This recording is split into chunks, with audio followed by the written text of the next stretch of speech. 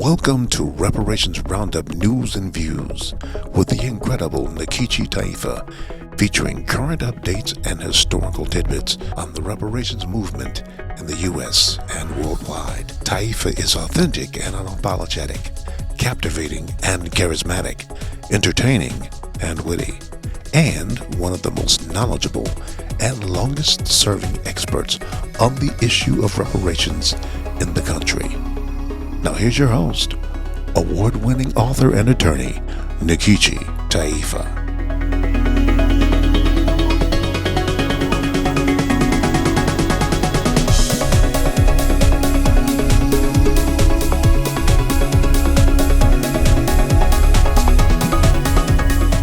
Greetings. So there was this awesome, phenomenal, huge, first of its kind installation on the south lawn of the White House called the Ellipse on June 16th, made up of the Pan-African flag, the red, black, and green, in the form of shrubbery, flowers, mulch. I mean, red flowers and black mulch and greenery, flowers and all that kind of stuff. Anyway, from a distance, it was red, black, and green. It absolutely was awesome. And then there was to be a press conference to showing this visualization of red, black, and green as a reminder to the White House that you need to pay attention to Black folk, Black folk who put you in office, and the demand for reparations, and for the White House, i.e. the President Biden, to sign an executive order bringing H.R. 40, the Commission to Study and Develop Reparation Proposals for African Americans Act, to bring that legislation into existence right here, right now, as an executive order with just a stroke of a pen. So there was a press conference planned, the coalition, Why We Can't Wait coalition, and this press conference had a number of speakers scheduled. This was June 16th, okay? And so what happened, however, the press conference was shut down. I mean, literally shut down by the government shortly after it began, and the whole south lawn of the White House was evacuated, ostensibly for security reasons. My 3-minute remarks was the only presentation to be captured in full before the evacuation. Lord have mercy. I hope it was not my remarks that caused the security issue in the evacuation, but I'm going to share with them. I'm going to share my 3-minute remarks with you now, and you be the judge. Stay tuned.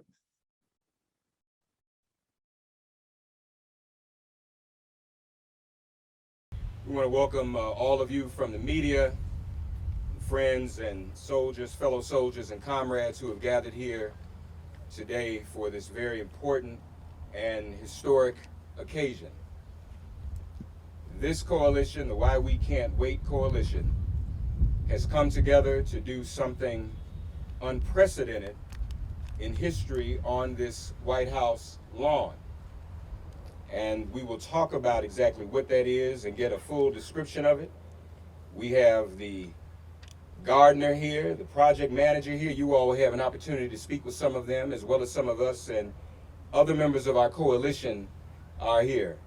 Fundamentally, we are here because of the demand for the implementation of H.R. 40, which is a commission to study reparations proposals for African Americans here in America as a result of the period of enslavement and the other periods that followed. In fact, the vestiges, we have always liked to say, Adjoa, the vestiges of the period of enslavement. All of the things, all of enslavement's evil offspring, from lynchings to land loss, to police violence, mass incarceration, Jim Crow, all of the above. And so I will just state the obvious. This is a reparations garden, an H.R. 40 reparations garden in the colors of red, black, and green, the colors of the Pan-African flag. We thought it important to build this garden, to have this garden built during Juneteenth, as the nation for the first time is celebrating a new national holiday recognizing the time in Galveston, Texas in 1865, when those who were enslaved people in Galveston first learned of their emancipation and their freedom.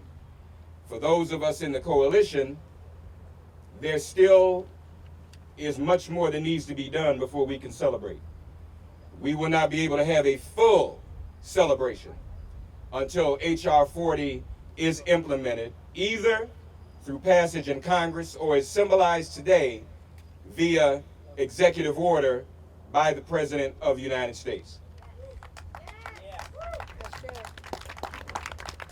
That appeal has been made, but at the end of the day, Democrats control both houses of Congress and the White House. And so it is up to them.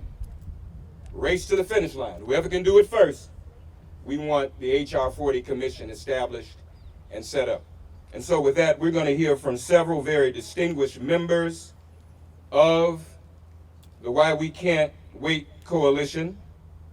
First, we'll bring forward our sister who has a long, cumulative portfolio of work in this struggle.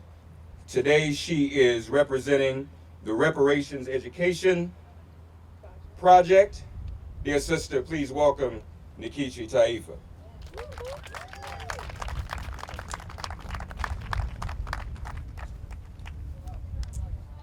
The 16th of June will be slavery's doom. At the stroke of midnight, the blacks will strike.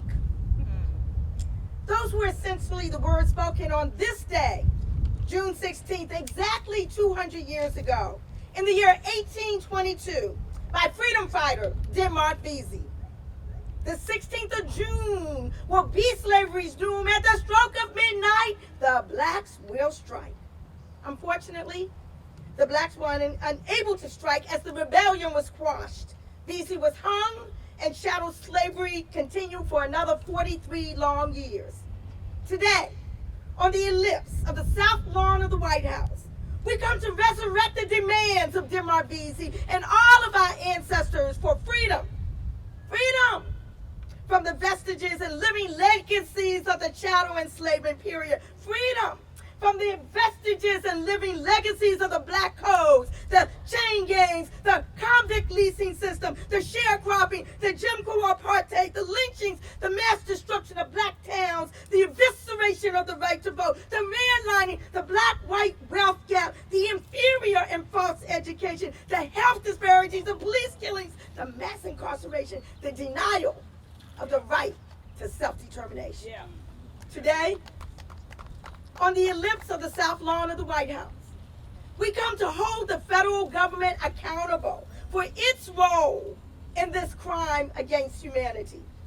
The U.S. Constitution enshrined the continued importation of kidnapped persons, relegated human beings to 3/5 of a white person, and most egregious, mandated that no enslaved person, even if he or she had reached a free state, none of us was safe.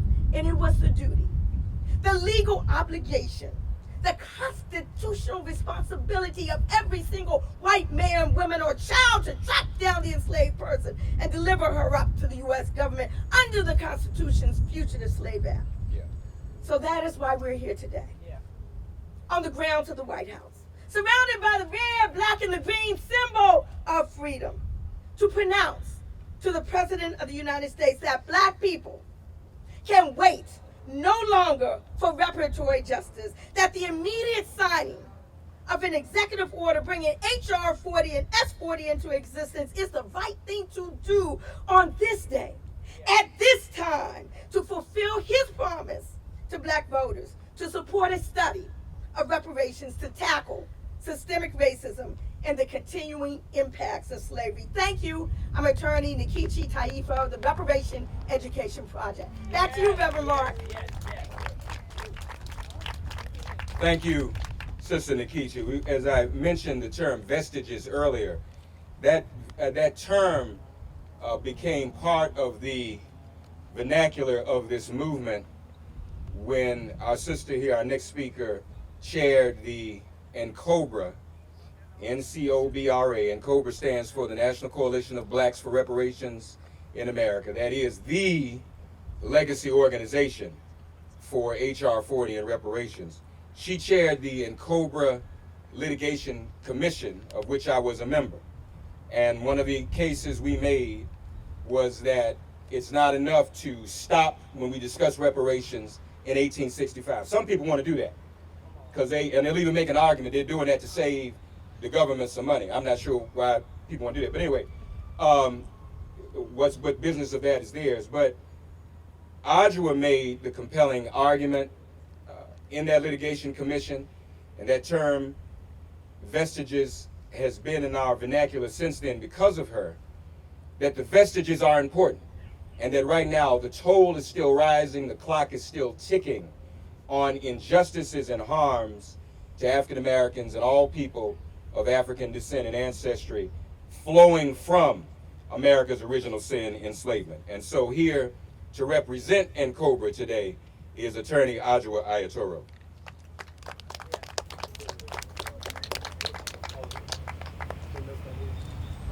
Thank you very much, Reverend Mark.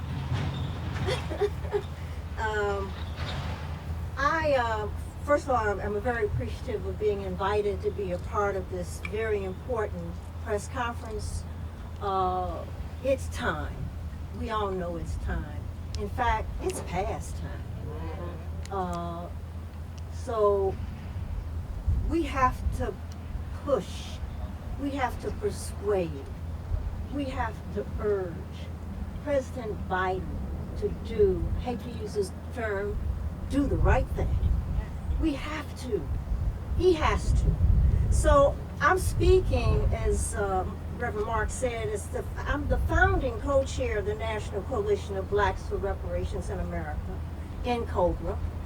And I'm also speaking on behalf of one of the three co-founding organizations of NCOBRA, the National Conference of Black Warriors.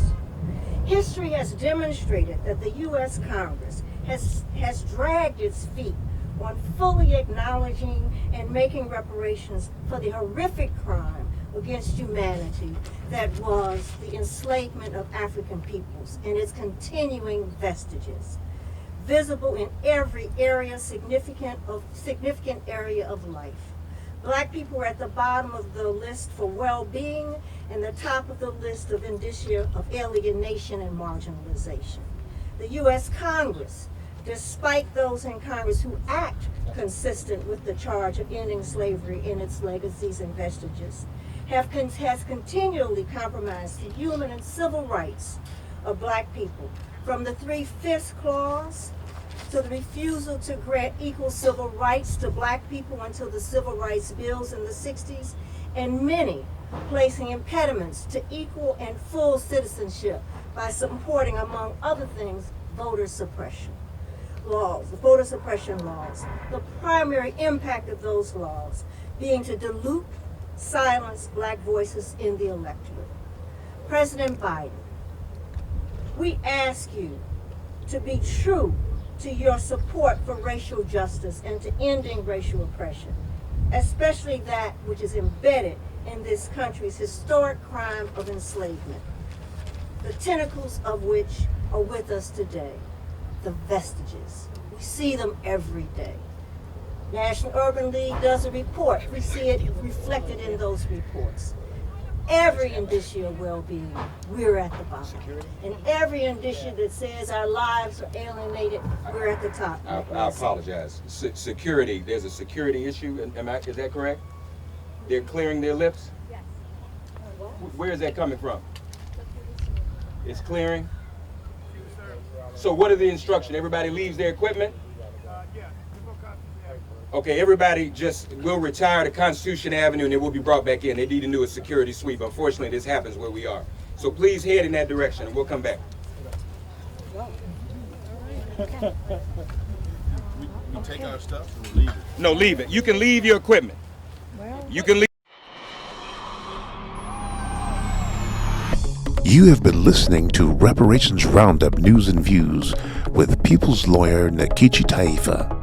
The issue of reparations is on fire, and Taifa is spreading the message like a storm. Visit reparationseducationproject.org for info on the movement. For the full Nkechi Taifa experience, visit nkechitaifa.org. Reparations is an issue whose time has come. Don't miss the next Reparations Roundup.